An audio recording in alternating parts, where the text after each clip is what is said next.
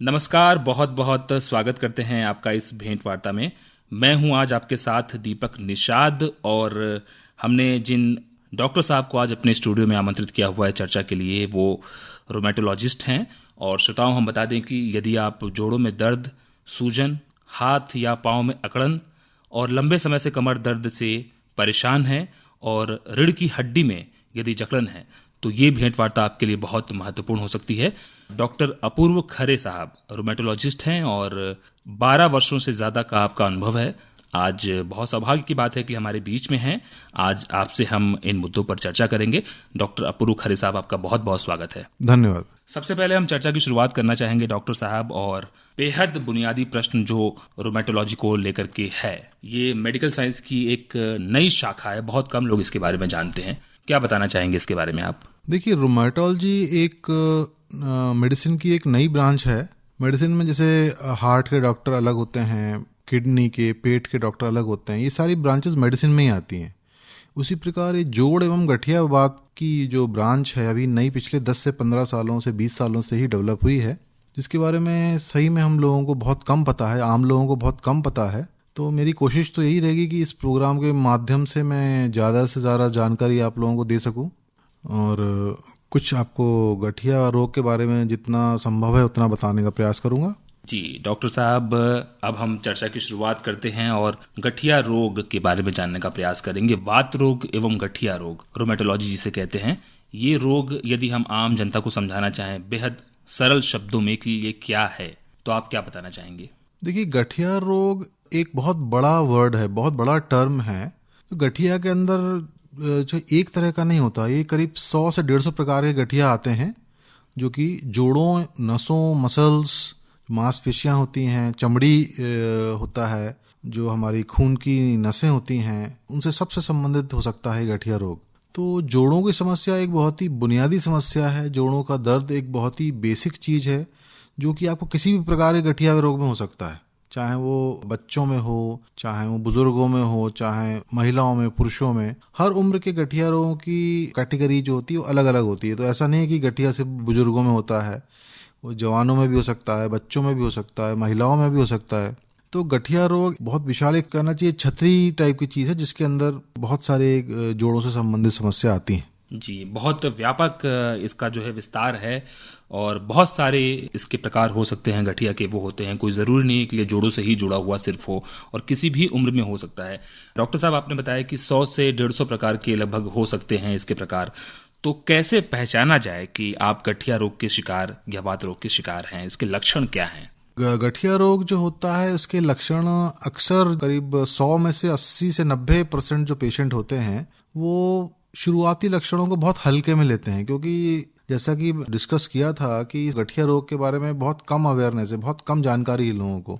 तो जनरली छोटे मोटे दर्द को लोग बाग जनरली नज़रअंदाज कर देते हैं। कहीं दर्द की दवा खा ली, कहीं झाड़ फूंक करवा ली, कहीं मतलब इस तरह के इलाज करना लोग पसंद करते हैं, जिससे कि लोगों को अस्पताल ना जाना पड़े, डॉक्टर से ना मिलना पड़े, जो भी उनका रीज़न रहता होगा। लेकिन इस चीज़ के बारे में लोग बहुत ज़्यादा अवेयर नहीं है, तो इसलिए जो ज़्यादा ध्यान नहीं देते हैं इस चीज़ को। लेकिन वही छोटी मोटी जोड़ की समस्या है, वो कई बार बड़ी बन जाती है और जो पूर्ण रूप से विकसित गठिया का रूप ले लेती है। एक बार जो गठिया अपना पूर्ण विकसित रूप ले लिया तो फिर इलाज करना उसका थोड़ा मुश्किल हो जाता है। वो फिर लंबा इलाज चलता है, जो कि पेशेंट के जो है संसाधनों पे बहुत ज़्यादा जोर डालता है इलाजों का। सरकारी योजनाओं पे डिपेंड होना पड़ता है पेशेंट को, जो कि मतलब 5 से 6 साल, कई बार लाइफ लॉन्ग भी इलाज चलता है मरीज का। तो शुरुआती लक्षणों को जो होते हैं, जोड़ों में दर्द हो गया, या आपका कई बार हल्का हल्का बुखार, मारा मारा बुखार, जिसको हम हड्डियों वाला बुखार बोलते हैं, पेट में दर्द होना, जोड़ों में अक्सर दर्द होना, सुबह सुबह जोड़ों में अकड़न रहना, या कमर में दर्द होना भारी काम करने से, जो गृहिणियाँ होती खासकर उनके घुटनों में दर्द होना, या कंधों में दर्द होना, या चिड़चिड़ापन अक्सर रहना, या चमड़ी पे चकत्ते पड़ना लाल लाल कलर के, या नसों का सूजना। इस तरह के कुछ लक्षण होते हैं अर्ली, जिसको कि हमें इग्नोर नहीं करना चाहिए, हमको ध्यान देना चाहिए और डॉक्टर से मिलना चाहिए। क्या मालूम आपके अंदर कुछ गठिया डेवलप हो रहा हो, जो कि आप ध्यान ना दे पाए, डॉक्टर इस चीज़ को पकड़ लेगा, वो आप ही के लिए फायदेमंद है। शुरुआती लक्षण को जो है नज़रअंदाज नहीं करना चाहिए, इससे पहले कि बीमारी जो है विकसित गठिया का रूप ले, क्योंकि उसके बाद इलाज भी कठिन होता है, खर्च की भी बात आती है और कई बार जीवन भर आपको इलाज कराना पड़ता है। तो ऐसी अवस्था में पहुंचने से पहले ज़रूरी है कि आप शुरुआती लक्षण को ही गंभीरता से लें और डॉक्टर से संपर्क करें। डॉक्टर साहब, यदि हम अलग अलग अंगों की बात करें, जैसे कि किसी के जोड़ में दर्द तो किसी और भी कारण से हो सकता है, तो कुछ क्या ऐसा कॉम्बिनेशन होता है या किसी ऐसे लक्षणों के समूह को बताना चाहें जिसके माध्यम से व्यक्ति बिल्कुल सटीक तरीके से ये चिन्हित कर पाए, पहचान कर पाए कि हाँ, वो गठिया का एक संभावित मरीज है? देखिए, जैसे अपन ने शुरू में मैंने जानकारी दी थी कि गठिया एक बहुत बड़ा टर्म होता है जिसके अंदर बहुत प्रकार के इम्यूनिटी से संबंधित रोग आते हैं। जो हमारे शरीर की प्रतिरोधात्मक शक्ति होती है वो जो है थोड़ी सी करप्ट हो जाती है या थोड़ी सी खराब हो जाती है, जिसके कारण से गठिया रोग डेवलप होते हैं। अब क्या होता है, ज़्यादातर गठिया रोगों में जोड़ों का दर्द एक बहुत आम समस्या है, बहुत कॉमन समस्या है। लेकिन जोड़ों का दर्द हो सकता है कि जोड़ों का दर्द बहुत शुरुआती लक्षण हो, उससे हमें अंदरूनी जो शरीर के अंदर है, जैसे मसल्स हो गए, हमारी मांसपेशियां हो गई या हमारी ब्लड वेसल्स हो गई, रक्त जो धमनियां होती हैं वो हो गई, तो ऐसे किसी चीज़ पे फ़र्क पड़ सकता है। तो इससे क्या है कि हमें आगे थोड़ा सा कई बार जो है हमें जांचें करा के देखनी पड़ती हैं कि आपके बॉडी का कौन सा पार्ट इन्वॉल्व हो रहा है। कई बार किडनी इन्वॉल्व हो जाता है, कई बार जोड़ों का दर्द जो है वो फेफड़े की शुरुआती गठिया के लक्षण होते हैं, कई बार पैरों की नसें होती हैं या कमर का जोड़ होता है, इनके शुरुआती लक्षण जो होते हैं वो जोड़ों में दर्द होते हैं। तो ये सब डॉक्टर से मिल के और अपनी प्रॉपर जांच कराने के बाद ही हमको पता चल पाता है कि आखिर हमको किस प्रकार गठिया है या है भी कि है नहीं है। बिल्कुल, जांच के उपरांत ही ये कंफर्म हो सकता है, ये तय हो सकता है कि गठिया है या नहीं है। यदि हम जांच की बात करें डॉक्टर साहब, जैसे मान लीजिए आप लोग फिजिकली तो एग्जामिन करते होंगे, उसके बाद कुछ आप लोग निष्कर्ष निकालते होंगे, लेकिन यदि एडवांस लेवल पे बात करें, हम थोड़ा सा आगे की चरण में बात करें, तो किस तरह की जांचें होती है जिसके माध्यम से ये कंफर्म होता है, बिल्कुल तय हो जाता है कि हाँ, आप गठिया से पीड़ित हैं? देखिए, 100 में से कम 60 से 70 पेशेंट का जो है डायग्नोसिस हम क्लिनिकली कर लेते हैं। मरीज को एग्जामिन करके ही हम डायग्नोसिस बना सकते हैं। लेकिन कुछ मरीज ऐसे होते हैं, 100 में से करीब 30 से 40 मरीज ऐसे होते हैं जिनके लिए हमें कुछ आगे की खून की जांचें हो गई या एक्सरे की जांचें हो गई, ये सब करवानी पड़ती हैं। तो जैसे हमें मान लीजिए शक हो रहा है कि इसकी जांच के बाद हमें शक हो रहा है कि जोड़ों के लक्षण हैं पेशेंट में, ये हो सकता है कि किसी और गठिया से जुड़े हुए हों या किसी और इम्यून समस्या से ग्रस्त पेशेंट है जिसके कारण से इसको जोड़ों में दर्द हो रहा है। तो हो सकता है उस डायरेक्शन में हम 2-3 ब्लड टेस्ट कराएं ताकि अपन को एग्जैक्टली पता चल पाए, क्योंकि गठिया रोग का जो इलाज होता है, बहुत सारे गठिया होते हैं, इसलिए हर गठिया रोग का इलाज अलग अलग तरीके से होता है। तो अपन एक गठिया में अगर दूसरे गठिया का इलाज कर देंगे तो हो सकता है मरीज को फायदे की जगह नुकसान हो जाए। तो इसलिए बिल्कुल कंफर्म करना पड़ता है अपन को कि हाँ भाई, मरीज को यही वाला गठिया है और अपन को यही वाला इलाज करना है पेशेंट का, नहीं तो फिर फायदे की जगह नुकसान होने की भी संभावना रहती है। गठिया के प्रकार का भी तय होना बहुत जरूरी है ताकि उसका सही इलाज किया जा सके। डॉक्टर साहब, यहाँ पर आपने बहुत विस्तार से बताया, एक बार फिर से हम इस चीज पे स्ट्रेस करना चाहेंगे और विस्तार से जानना चाहेंगे कि आमतौर पे सबसे ज्यादा जो गठिया की बीमारी होती है, आपने बताया कि जोड़ों से जुड़ी हुई जो बीमारी होती है, यदि इसके आप टेस्ट को कंफर्म करने के बारे में कुछ बताएं तो। देखिए, जो गठिया रोग होता है, अगर आपका जोड़ों से जुड़ा हुआ है तो जोड़ों में सुबह सुबह जैसे मरीज बोलता है जोड़ों में दर्द है, तो हमें देखना पड़ता है कौन से जोड़ों में तकलीफ है उसकी, क्योंकि हर गठिया का इन्वॉल्वमेंट, जोड़ों का इन्वॉल्वमेंट अलग अलग होता है। जैसे अगर मान लीजिए सूजन वाला गठिया जिसको हम रूमेटॉइड आर्थराइटिस कहते हैं, अगर मान लीजिए वो उस तरह का गठिया है पेशेंट को, तो पेशेंट को जोड़ों में दर्द के साथ सूजन भी रहना, सुबह सुबह पेशेंट को उठेगा तो मरीज उठेगा तो उसको उठने में प्रॉब्लम होना, उसको सुबह सुबह अकड़न रहना, जो कि आधे से 1 घंटे तक अकड़न रहती है मरीज को। मरीज टिपिकली बोलता है कि भाई मुझे गर्म पानी में स्नान करने से फ़ायदा मिलता है, या उठ के कुछ व्यायाम करता हूँ, कसरत करता हूँ तो आराम मिलता है।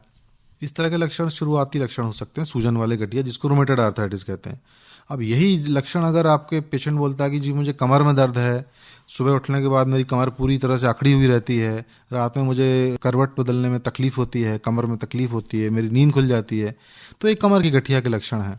सेम अगर मान लीजिए पेशेंट खासकर फीमेल है, बोलती है मेरे महीने में परेशानी हो रही है, या मेरे बाल ज़्यादा गिर रहे हैं, या मेरे शरीर पर चकत्ते पड़ रहे हैं, तो फिर हम कुछ और तरह का गठिया सोचेंगे, जो कि स्त्रियों में ज़्यादा कॉमन पाया जाता है, जिसको कि हम एक तरह का गठिया होता है जिसको ल्यूपस बोलते हैं। तो अगर उस तरह का गठिया दिख रहा है तो फिर हम उस दिशा में पेशेंट की जांच करेंगे। तो ये अलग अलग तरह के गठिया पर डिपेंड करता है कि आपका कौन से लक्षण कितने प्रोमिनेंट हैं। जो लक्षण ज्यादा होगा उसी तरह के गठिया के बारे में आपकी जांच की जाएगी। डॉक्टर साहब, एक बहुत कॉमन समस्या और देखी जाती है, हाथ पांव में अक्सर लोगों को जकड़न या अकड़न की समस्या होती है। अक्सर मतलब सुबह उठने के बाद तो होती ही है, काम करते वक्त भी उन्हें कई बार एहसास होता है कि शायद उनके हाथ पांव में जो है उंगलियों में जकड़न हो रहा है। तो क्या वो भी एक संभावित गठिया के मरीज हो सकते हैं?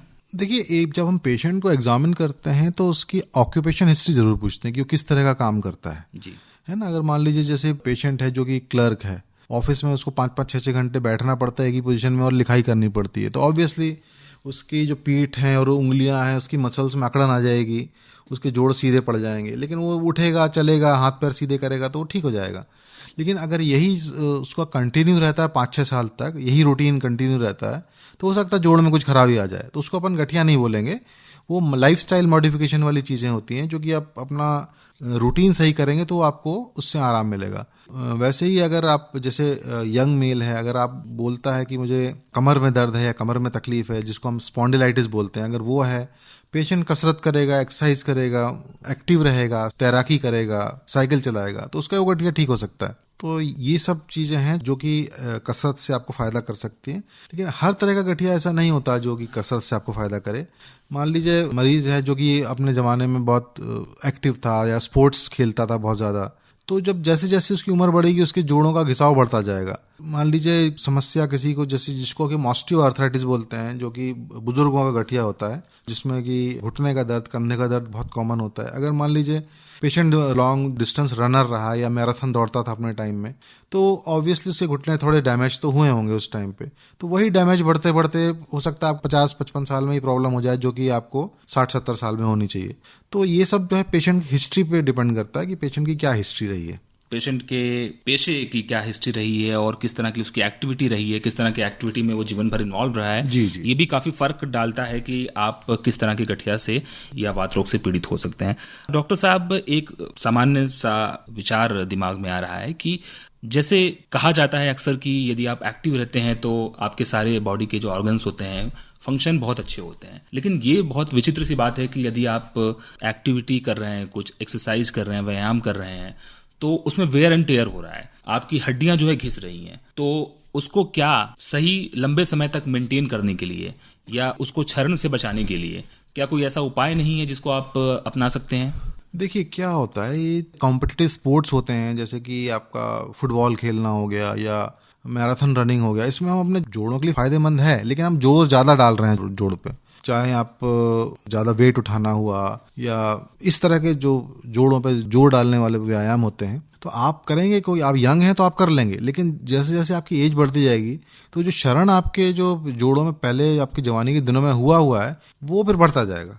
तो उसको रोकने के लिए तरीका ये तो नहीं है कि आप व्यायाम बंद कर दें, ऑब्वियसली व्यायाम बंद नहीं करेंगे क्योंकि बहुत अच्छी चीज़ होती है, लेकिन जब आप जैसे किसी खेल से रिटायर हो गए तो एकदम से ना छोड़ें खेलने का। मतलब आपने एक्टिव स्पोर्ट्स से आपने एकदम से रिटायर कर लिया, ऐसा नहीं, थोड़ा थोड़ा व्यायाम करते रहें जोड़ों का, ताकि जो जोड़ हैं वो आपके रवा रहें, है ना। जोड़ों का हिसाब किताब भी मशीन की तरह होता है, आप उसमें तेल डालना बंद कर देंगे तो जंग लग जाएगा उसमें। तो उस तरह से आपको अपने जोड़ों का भी ध्यान रखना पड़ेगा। खास जोड़ों के सेहत का ध्यान रखना जरूरी है ताकि वो बिल्कुल रवा दवा बने रहें, और ग्रीसिंग उनकी जरूरी है, और इसके लिए सक्रिय जीवन शैली जो है बहुत आवश्यक है। डॉक्टर साहब, आगे बढ़ना चाहेंगे हम और कुछ भ्रांतियों के बारे में, मिथ्स के बारे में बात करना चाहेंगे। बहुत सारी भ्रांतियां हैं गठिया रोग को लेकर के, तो कुछ एक आप जो आमतौर पे जो पेशेंट्स आपके पास आते हैं, मरीज आते हैं, अक्सर उससे ग्रसित होते हैं, वो क्या भ्रांतियां हैं? जैसा कि मैंने बताया कि गठिया रोग एक ऐसी चीज है जिसके बारे में बहुत कम नॉलेज है लोगों को, बहुत कम जागरूकता है लोगों में। तो जिस चीज के बारे में जितनी कम जागरूकता होती है उसके बारे में उतनी ज्यादा भ्रांतियां बन जाती हैं।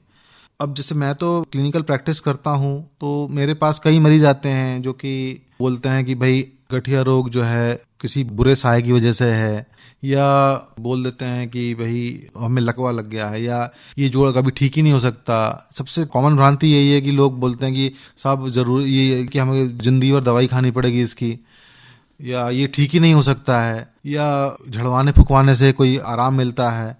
ज़्यादातर मरीज मेरे पास जो आते हैं वो झाड़ फूक कराने के बाद ही आते हैं, जब उनसे कोई फायदा नहीं होता उनको। या देसी दवाइयाँ जो होती हैं, जैसे जड़ी बूटियाँ हो गई आपकी, या होम्योपैथिक दवाइयाँ हो गई, इससे गठिया में फ़ायदा होता है। तो मैं ये बताना चाहूँगा कि ये सब भ्रांतियाँ ही हैं, इनसे गठिया में आपको कोई फ़ायदा नहीं मिल सकता है। हाँ, अगर मान लीजिए कुछ दर्द निवारक दवाई है, तत्व हैं जिसके बारे में मैं स्वयं भी ज़्यादा नहीं जानता हूँ, अगर कुछ है तो आपको क्षणिक आराम, कुछ घंटे के लिए आराम मिल जाएगा, लेकिन उससे गठिया रोग ऐसा सच रुकता नहीं है। तो वो आपकी जोड़ों की प्रॉब्लम बनी रहेगी। वो तो आपको फिर जोड़ों का जो गठिया की अपने पास दवाइयाँ हैं वही उसी से इलाज कराना पड़ेगा। तो ये भ्रांतियां ना पालें, मेरी समझ में तो यही रहेगा कि आप ये भ्रांतियां ना पालें और जोड़ों के लक्षण आपको दिखते ही आप जोड़ों के डॉक्टर से संपर्क करें तो आपके लिए बहुत आगे चल के भी बहुत बेहतर होगा। ये रोग तो रोग है और रोग का इलाज वैसे ही होना है जैसे उसका इलाज होना है। तो जरूरी है कि संपूर्ण जो उसकी प्रक्रिया है, जो चिकित्सा है, उसका पालन जो है डॉक्टर के संपर्क में, डॉक्टर के परामर्श से ही किया जाए। डॉक्टर साहब, आपने बताया कि बहुत सारे मरीज जो ये शिकायत करते हैं कि ये कभी सही नहीं हो सकता है। ये अक्सर लोगों के मन में ये भ्रांति होती है कि हमें जीवन भर इलाज कराना पड़ेगा या ये ऐसा मर्ज है जो कभी सही ही नहीं होगा। तो आपके माध्यम से यदि कुछ बातें हमारे श्रोताओं तक जाए ताकि उनको ये विश्वास जागृत हो कि नहीं, ये बीमारी सही हो सकती है, आपने कई सारे मरीजों को ठीक किया है। इसमें देखिए क्या होता है ना कि अब जैसे भ्रांति लोगों में पाले हुए हैं तो उनकी भ्रांतियां निकालना अक्सर आसान नहीं होता है। मरीजों कई बार सुन के आते हैं कि भाई ये तो आपको लंबा जिंदगी भर इलाज करना पड़ेगा, लोगों ने बोल दिया जिंदगी भर इलाज करना पड़ेगा, ये सही नहीं हो सकता। अब वो चीज़ें जो है पेशेंट के दिमाग से क्लियर करने के लिए हमें काफ़ी मेहनत करनी पड़ती है। ऐसा नहीं है, देखिए अगर आप संतुलित लाइफस्टाइल जिएंगे, दवाइयाँ बराबर करेंगे, डॉक्टर की कहा हुआ बात मानेंगे तो दवाइयाँ बिल्कुल बंद होगी। क्यों नहीं बंद होगी? जो मरीज जो लग के इलाज जिन्होंने किया है उनकी दवाइयाँ मैंने खुद स्वयं बंद करी हैं, ऐसा कुछ नहीं है। लेकिन अगर आप वही दवाइयाँ आप रुक के लेंगे, 2 महीने दवाई ली, 2 महीने तो गठिया की दवाई का असर आने में ही लगता है, उस बीच में आप झाड़ फूंक भी कर ली, फिर उसके बाद आप फिर आ रहे हैं, तब तक जोड़ों में टेढ़ापन डेवलप हो गया। तो एक बार जोड़ों में टेढ़ापन डेवलप हो जाए तो उसके बाद हम लोग भी कुछ नहीं ज़्यादा कर पाते हैं। तो अर्ली स्टेज का जो आपको लाभ मिलना चाहिए दवाई का, वो तो आपको नहीं मिलेगा। अगर आप गठिया की दवाइयाँ छोड़ के दूसरे इलाजों में जैसे आयुर्वेदिक वगैरह में आप बिजी रहेंगे तो वो आपका जो है पहले 2-3 महीने आपने वेस्ट कर दिए, तो फिर वो आपकी गठिया रोकना बहुत बड़ी समस्या हो जाती है। जी, शुरुआती जो समय होता है बहुत कीमती होता है, बहुत महत्वपूर्ण होता है और वैकल्पिक चिकित्सा पद्धति के चक्कर में कई बार बहुत देर हो जाती है और जो मरीज को शुरुआती दवाइयों का लाभ मिलना चाहिए, आपने बताया कि हड्डियों में जो टेढ़ापन आता है, विकार आता है, उसको रोक नहीं पाते हैं। यदि सही समय से लग के इलाज किया जाए तो आप उसको अर्ली स्टेज पे ही रोक सकते हैं, शुरुआती अवस्था पे ही रोक सकते हैं। डॉक्टर साहब, एक चीज और यहाँ पे जानना चाहेंगे। गठिया का जो संपर्क है, संबंध है, बहुत कुछ खान पान से भी होता है। तो क्या जो खान पान या जीवन शैली से जुड़ी हुई जो चीजें हमारी होती हैं वो बहुत फर्क डालती हैं, या उसमें क्या परिवर्तन किया जाना चाहिए ताकि हम रोक सकें इस बीमारी को? सही बोला आपने, ये भ्रांति ही है एक तरह से। देखिए गठिया रोग मैंने बताया, जैसे कि मैंने शुरू में बताया कि 100 से 150 प्रकार का होता है। तो ऐसे बहुत कम गठिया होते हैं जिनका कि खान पान से डायरेक्ट रिलेशन होता है। जिसमें एक प्रकार का गठिया जिसको गाउट बोलते हैं, जो यूरिक एसिड वाला गठिया बोला जाता है, वो खान पान से सीधा रिलेशन है उसका। खान पान जैसे कि ज्यादा प्रोटीन होता है खाने में, जैसे दूध से बने हुए प्रोडक्ट्स हो गए, दालें हो गई, या मीट हो गया, मांस हो गया, खासकर जो मटन होता है वो हो गया। तो ये सब कुछ प्रोडक्ट्स हैं जिसमें प्रोटीन ज्यादा होता है और प्रोटीन शरीर में टूट के यूरिक एसिड बनता है। तो जिसको इस तरह का गठिया है वो उसको डाइट अपनी चेंज करनी पड़ती है, प्रोटीन कम करना पड़ता है डाइट में, तो उसको डेफिनेटली फायदा होता है। जरूरी नहीं कि वो दवाई ले, सिर्फ डाइट कंट्रोल से ही उसको फायदा मिलता है। हाँ, दूसरे किस्म के गठिया होते हैं उनका खान पान से सीधा संबंध नहीं है, लेकिन खान पान के अलावा भी जैसे जिस पेशेंट को गठिया डिटेक्ट हो चुका है उसकी खान पान सादा रखें, बहुत तेल घी मसाला मिर्च ना खाएं और धूम्रपान ना करें, क्योंकि धूम्रपान से तो सीधा संबंध है गठिया का। धूम्रपान ना करें और बहुत ज़्यादा बाहर का खाना ना खाएं। तो ये सब जो कुछ युक्तियां हैं जो हम यूज़ कर सकते हैं, इससे क्या होता है कि सीधा असर नहीं है लेकिन फिर भी लाइफस्टाइल मेंटेन रहेगा। तो हमारे गठिया रोग में ऊपर नीचे जो होता है रोग, कभी दर्द बढ़ना कम होना, ये सब काफ़ी हद तक कंट्रोल किया जा सकता है और दवाइयों का पूरा असर हमको मिल सकता है। जी डॉक्टर साहब, बहुत विस्तार से आपने बहुत सारी बातें बताई, लेकिन एक चीज़ और समझना चाहेंगे आपसे हम कि अक्सर इसको एजिंग से जुड़ा हुआ एक प्रॉब्लम माना जाता है कि बढ़ते उम्र की समस्या है, लेकिन आपने बताया कि इसका उम्र से बहुत ज़्यादा कोई मतलब नहीं है। बढ़ते उम्र के साथ तो होता ही है, लेकिन किसी भी उम्र में आपको ये हो सकता है। तो क्या जो कम उम्र के लोग होते हैं उनके अंदर ऐसी क्या कमी हो जाती है या समस्या हो जाती है कि वो भी इसके शिकार हो जाते हैं? देखिए, ये हमें समझना ज़रूरी है कि गठिया जो होता है हर उम्र में पाया जाता है, लेकिन जो उम्र का गठिया होता है जिसको हम ऑस्टियोआर्थराइटिस या ऑस्टियोपोरोसिस भी बोलते हैं, वो जनरली 60-65 साल के बाद डेवलप होता है। तो उसमें बहुत सारे कारण ऐसे होते हैं जैसे कि हड्डियों का भुरभुरापन जिसको हम बोलते हैं।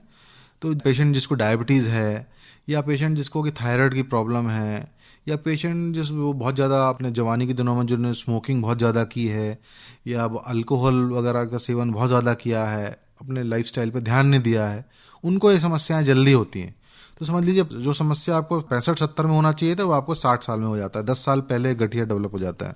तो इसलिए कहा जाता है कि लाइफस्टाइल मेंटेनेंस रखना बहुत ज़रूरी है पेशेंट्स को क्या वैसे भी आप लाइफस्टाइल को मेंटेन रखेंगे, अपने शरीर के वजन को नियंत्रण में रखें, खान पान पर नियंत्रण रखें, तो आपको हर तरह से फ़ायदा होगा। आपका हार्ट स्वस्थ रहेगा, आपकी किडनीज, लिवर के अंदरूनी अंग हैं वो स्वस्थ रहेंगे, साथ में जोड़ भी स्वस्थ रहेंगे। तो ऐसा नहीं है कि कुछ अलग खान पान आपको गठिया के लिए कुछ चाहिए होगा, बस नियंत्रण चाहिए आपको। जी डॉक्टर साहब, अभी तक हम रोकथाम की बात कर रहे थे।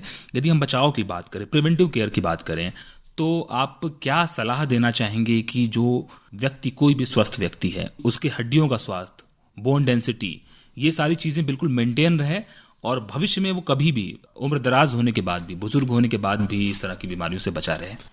देखिए गठिया जो होता है, जैसे मैंने बताया आपको, 2 प्रकार का होता है मोटे मोटे तौर पे देखें तो, एक सूजन वाला गठिया, एक बिना सूजन वाला गठिया। तो जो सूजन वाला गठिया होता है वो उम्र का मोहताज नहीं होता, वो जनरली बच्चों में भी होता है, आपके महिलाओं में पाया जाता है, पुरुषों में पाया जाता है, जिसको कि हम रूमेटॉइड आर्थराइटिस बोलते हैं। उसमें जोड़ों के टेढ़े होने का खतरा बहुत ज़्यादा रहता है। दूसरे तरह का गठिया होता है जिसको, जो कि उम्र का गठिया जिसको हम बोलते हैं ऑस्टियो आर्थराइटिस, वो उम्र से जनरली होता है, जनरली 65-70 साल की बुजुर्गों में पाया जाता है। तो सूजन वाला गठिया जो होता है वो शरीर के इम्यून सिस्टम या प्रतिरोधात्मक शक्ति उससे संबंधित होता है। तो जनरली क्या, ये अनुवांशिक होता है मोस्ट ऑफ द केसेस में। तो इसको प्रिवेंशन करने के लिए हम बहुत कुछ नहीं कर सकते हैं। होना है तो आप अगर घर परिवार में किसी को रहा है तो आपको डेफिनेटली होने की संभावना बन जाती है, लेकिन उसके लिए हम, जो मैंने आपको बताया, खान पान में सावधानी रखना, जीवन शैली में अपने सावधानी रखना, बॉडी वेट को नियंत्रण में रखना, स्मोकिंग, अल्कोहल वगैरह कम रखना, ये हम करेंगे तो हमको काफ़ी हद तक फ़ायदा मिल सकता है। जीवन शैली को नियंत्रित करना, उसमें सही परिवर्तन लाना और स्वस्थ जीवन शैली अपनाना, वजन को कंट्रोल में रखना, ये ऐसी चीजें हैं। खान पान आपका बिल्कुल सही होना चाहिए, स्वस्थ होना चाहिए, संतुलित होना चाहिए। आप इन चीजों को काफी हद तक काबू में रख सकते हैं। डॉक्टर अपूर्व खरे साहब, बहुत बहुत शुक्रिया अदा करना चाहते हैं आपका कि आपने बहुत कीमती वक्त निकाला हमारे लिए और हमारे तमाम श्रोताओं को, जो एक मेडिकल साइंस की उभरती हुई और नई शाखा है रोमेटोलॉजी, उसके बारे में बहुत ही विस्तार से आपने उनको जानकारी दी। निश्चित रूप से जो श्रोता आपको सुन रहे होंगे इससे लाभान्वित होंगे, इसका फायदा उठाएंगे और गठिया रोग जिनको हो सकता था, इस जानकारी का लाभ उठा करके वो बचाव के लिए तमाम जो उपाय हो सकते हैं उसकी दिशा में भी आगे बढ़ेंगे। बहुत बहुत शुक्रिया आपका। धन्यवाद निशा। चलते चलते मैं बस यही बोलना चाहूँगा कि जो अपने जोड़ों की समस्या को कभी आपको इग्नोर नहीं करना चाहिए, कभी उस चीज़ को छोटा समझ कर छोड़ना नहीं चाहिए, क्योंकि आगे चल के यही समस्या बहुत बड़ी बन सकती है जिसका इलाज काफ़ी मुश्किल पड़ेगा, आपको ही बहुत प्रॉब्लम होगी। तो इसलिए मेरा यही संदेश रहेगा कि आप जोड़ों की छोटी से छोटी समस्या या कोई भी आपको ऐसी चीज़ दिखती है जो अबनॉर्मल रहेगी, उसके लिए आप डॉक्टर को ज़रूर एक बार परामर्श कर लें। फिर डॉक्टर डिसाइड करेगा कि उस चीज़ का इलाज आगे चलना है या छोटी मोटी समस्या है।